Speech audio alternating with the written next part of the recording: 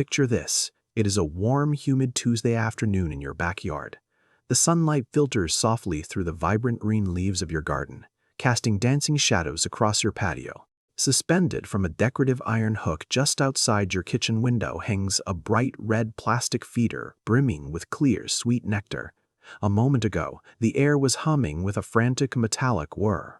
A ruby-throated hummingbird hovered suspended in mid-air, its wings beating at an astonishing 80 times per second, creating a smoky, blurred halo around its tiny, iridescent body. It thrust its needle-like bill into the feeding port, drinking deeply, a tiny jewel of pure motion against the mundane backdrop of suburbia. You step away from the glass for just a moment to grab your phone. When you look back, the feeder is empty of visitors, swinging gently in the lazy breeze. But beneath that familiar, charming scene lies a terrifying, invisible reality. That sugary liquid you carefully mixed and hung with the purest of intentions is not a gift of life. Right now, behind the glossy sheen of plastic and the vibrant red dye, a silent, slow-motion crisis is unfolding. That innocent backyard ritual might actually be transforming your favorite garden visitor into a victim of a devastating trap, and you have no idea what is happening inside its body. Think about your relationship with the wildlife in your yard. Every single day, millions of people hang out feeders, fill them with sweet water, and feel a deep sense of connection to nature. We watch these weightless creatures darting from flower to flower, treating our yards like a safe, abundant oasis.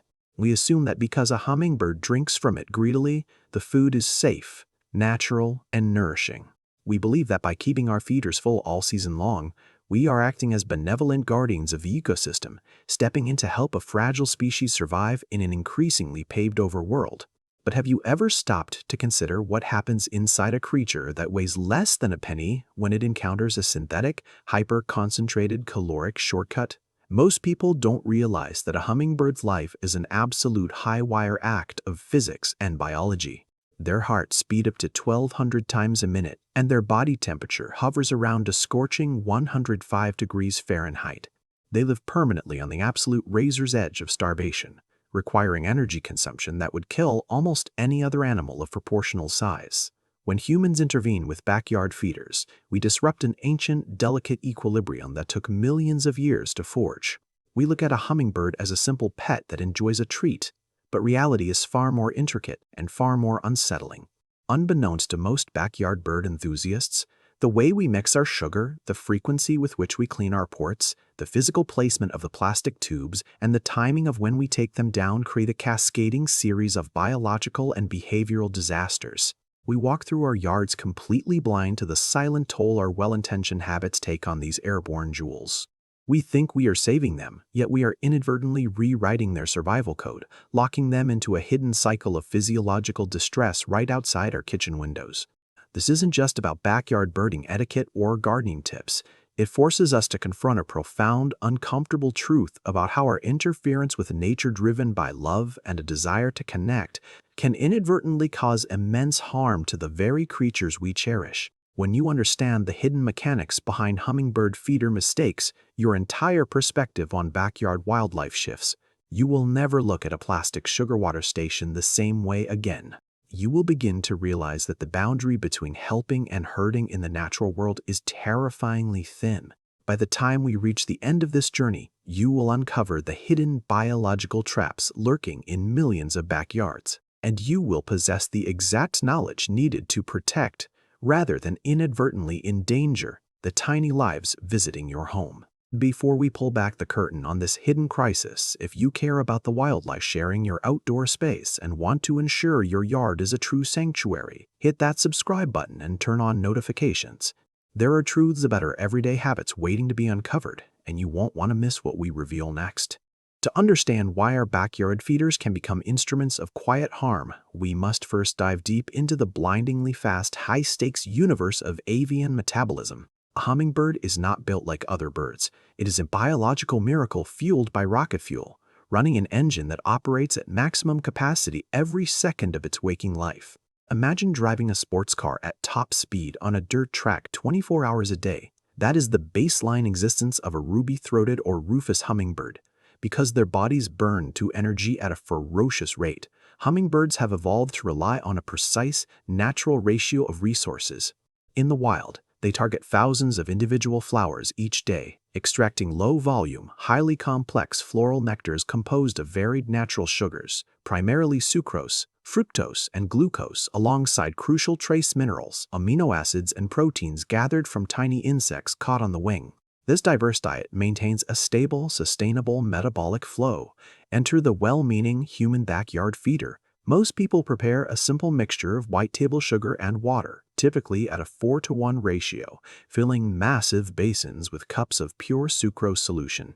To a hummingbird flying past your yard, this feeder looks like an absolute jackpot, an infinite effortless geyser of high-calorie fuel that requires zero energy to harvest compared to hunting down hundreds of scattered blossoms. Here is where the hidden metabolic crisis begins.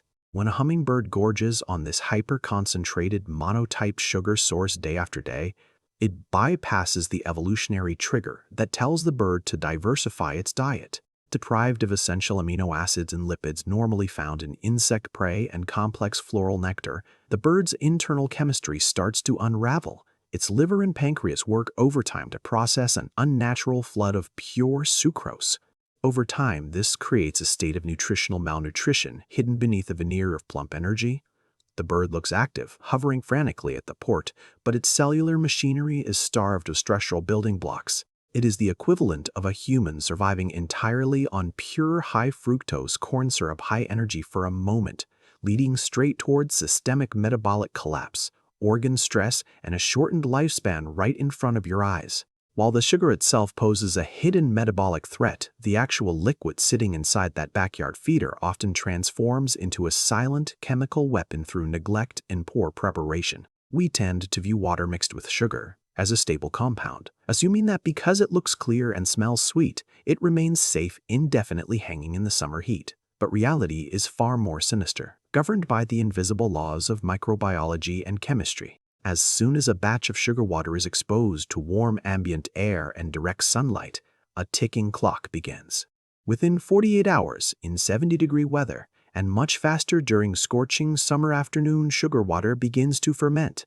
Invisible spores of wild yeasts and airborne bacteria, carried on the wind or transferred from the bill of a visiting bird, land in the sweet solution and multiply exponentially. The clear liquid begins to sour, developing microscopic blooms of fungi and toxic bacterial strains like Pseudomonas.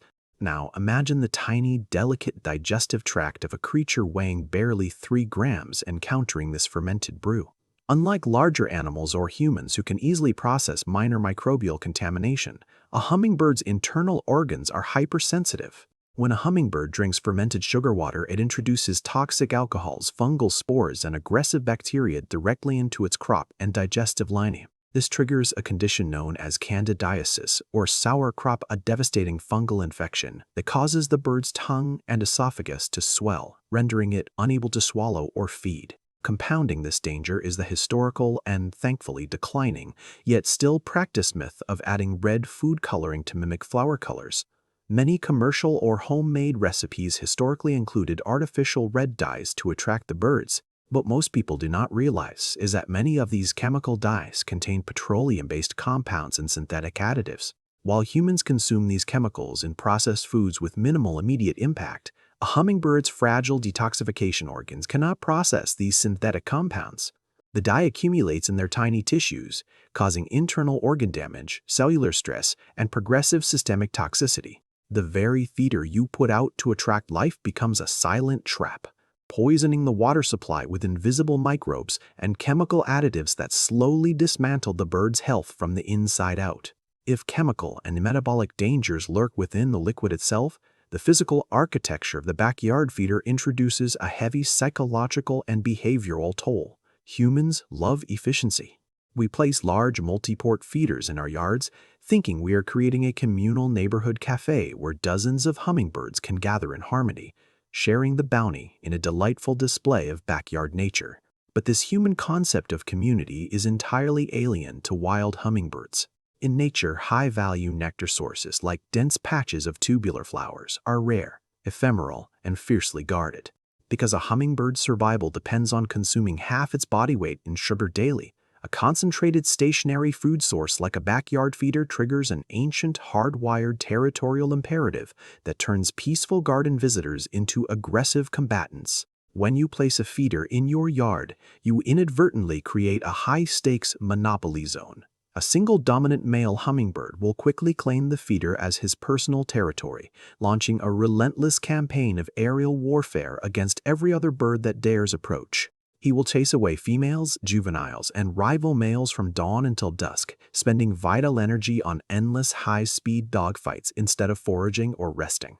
For the weaker, submissive birds, the psychological cost is catastrophic. Driven by desperate hunger, they must sneak in between aggressive attacks, enduring chronic stress, exhaustion, and frequent physical trauma from sharp bills used as weapons.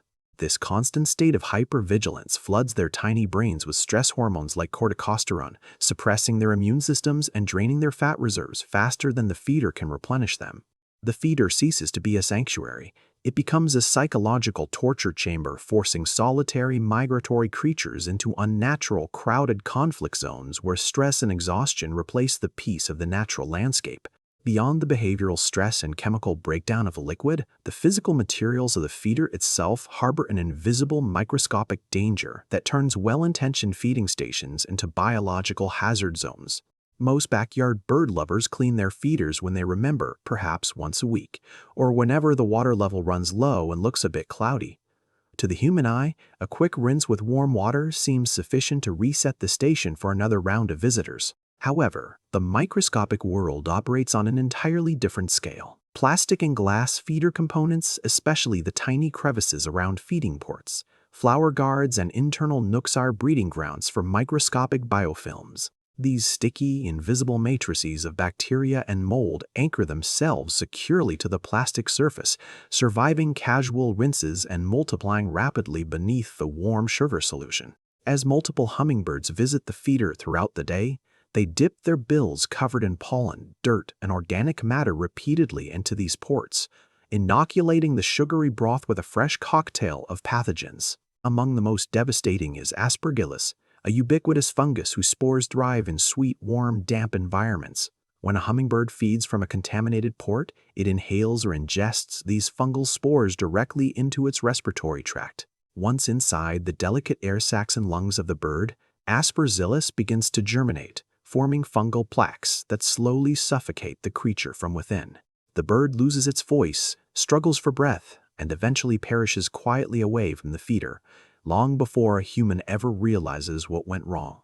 The neglect of a rigorous bleach and scald cleaning routine transforms a bright red plastic ornament into a lethal incubator of disease, silently wiping out the local population while owners remain completely unaware that their backyard oasis is harboring a deadly pathogen network. Perhaps the most profound and far-reaching consequence of improper backyard feeding involves tampering with the master clockwork of avian existence, seasonal migration. Humans love having hummingbirds around. As summer begins to wane and autumn whispers on the cool evening breeze, many homeowners feel a pang of sadness at the thought of their tiny garden guests departing for warmer climates down south. To keep them close, people leave their feeders fully stocked, refusing to take them down as the seasons change. We assume we are doing a good deed, providing a helpful winter meal for birds that might be struggling to find food as temperatures drop. But this well-intentioned act violates millions of years of evolutionary programming. A hummingbird's decision to migrate is not triggered solely by temperature drops. It is governed by complex circadian rhythms, changing day lengths, and internal hormonal shifts tied to natural resource availability. When a backyard feeder remains flooded with high-calorie sugar water deep into autumn or even winter, it disrupts these vital biological cues. An individual hummingbird, sensing the endless, effortless abundance of the artificial feeder station, experiences a profound biological conflict. Its internal clock commands it to fly thousands of miles south across the Gulf of Mexico to escape the freezing cold, but its immediate survival instinct tells it to stay right where an infinite supply of food sits just outside a window. This artificial dependency traps birds in northern latitudes long past the safe migration window. When a sudden unseasonal freeze strikes, or when a homeowner finally takes the feeder down or forgets to refill it during a frost, the trapped hummingbird faces certain doom. It lacks the fat reserves required for a sudden journey, and natural food sources have long since vanished. By keeping feeders out too long, we accidentally sever the ancient migratory cord, trading natural survival instincts for a fragile, human-dependent tether with catastrophic consequences. As the afternoon sun begins its slow amber descent toward the horizon, the atmosphere in your garden undergoes a subtle, almost electric transformation. The frantic energy of the day starts to settle, but the cumulative effects of the invisible dangers surrounding your backyard feeder reach their peak. Deep inside the micro-world of the plastic feeding ports, the bacterial counts are at their highest. The residual stress of territorial defense has worn down the local birds to the brink of exhaustion, and the metabolic imbalances in their tiny bodies whisper of a quiet crisis. You might notice a momentary lull in the visits. The frantic whir of wings pauses, replaced by a heavy, unnatural stillness around the hanging red basin. Yet, beneath this quiet moment, the biological stakes have never been higher. The choices made by human hands, how the sugar was mixed, how long the water sat in the sun, whether the feeder was cleaned yesterday or last month, are now culminating in a silent trial of endurance for every single creature that touched that plastic service today. The stage is set for the final realization. The birds are returning for one last evening meal before nightfall, preparing to enter their nightly state of torpor, a deep, hibernation-like sleep, where their body temperature plummets and their hearts slow down to conserve energy. But as they take those final sips from the feeder, they are interacting with an artificial system that hangs by a thread between life and death, setting the stage for a profound, eye-opening revelation about our true impact on the wild world. And then, with the suddenness of a quiet revelation, the truth becomes painfully clear. We look at our yards as peaceful sanctuaries of human benevolence, believing that every drop of sugar water we provide is a pure act of love. But the reality is a sobering mirror reflecting our unintended impact on nature. When we alter the wild without understanding its intricate rules, our love can become a trap. Every unwashed pour, every jar of fermented syrup, every territorial cage we inadvertently build around our patios alters the ancient choreography of survival. The hummingbird hovering at your window is not just a delicate guest enjoying a gift. It is a fragile survivor navigating a synthetic obstacle course we erected in the name of connection. As the final bird drinks from the port and darts away into the gathering dusk, you are left standing on your porch with a stunning realization. True stewardship of nature is not about feeding wildlife on our terms, but about respecting the delicate, untouchable boundaries of the wild itself, ensuring our presence heals rather than harms. You step back inside, closing the glass door behind you, and look out once more at your quiet backyard. The evening shadows stretch across the lawn, and the red plastic feeder sways gently in the twilight breeze. To anyone else, it is just an ordinary, comforting scene at the end of a long day. But now, you see the invisible architecture beneath the surface. You know that behind the bright colors and sweet liquid lies a world of delicate balances, metabolic tightropes, and the profound responsibility we carry as humans, sharing our space with the wild. The birds depend on us, not to feed them shortcuts, but to understand them deeply enough to let them stay wild. What is the biggest change you plan to make in how you care for the wildlife in your yard after learning this? Drop your thoughts in the comments below.